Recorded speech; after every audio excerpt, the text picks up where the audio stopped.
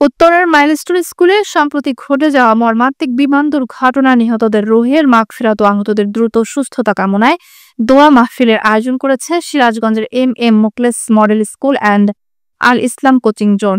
শনিবার সকাল 10টায় সিরাজগঞ্জ সদর উপজেলার রতনকান্দি ইউনিয়নের বয়রা ভেন্নাবাড়ি এলাকায় এই আয়োজন হয়।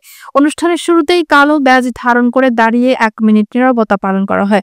সভাপতিত্ব করেন প্রতিষ্ঠানটির প্রধান শিক্ষক আইনুল হক, আর সঞ্চালনায় ছিলেন প্রতিষ্ঠাতা পরিচালক মুখলেসুর রহমান। প্রধান অতিথি ছিলেন সরকারি টিচার্স ট্রেনিং কলেজ পাবনার সহকারী অধ্যাপক ও বিসিএস ক্যাডারের কর্মকর্তা মোহাম্মদ রশিদুল হাসান। বক্তব্যে তিনি বলেন, 21 জুলাইয়ের বিমান দুর্ঘটনা শুধু একটি দুর্ঘটনা নয়, বরং জাতির সম্ভাবনাময় কিছু তরুণ প্রাণের করুণ বিদায়। এই ট্র্যাজেডি আমাদের কাঁদায়, ভাবায় এবং সতর্ক করে। এ সময় তিনি সকলকে আল্লাহ ভীরু ও মানবিক জীবন গঠনের আহ্বান জানান।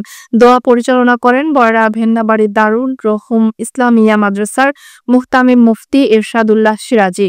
অনুষ্ঠানে অংশ নেন শিক্ষক, শিক্ষার্থী, অভিভাবক, রাজনৈতিক নেতৃবৃন্দ সহ সমাজের বিভিন্ন শ্রেণী পেশার মানুষ।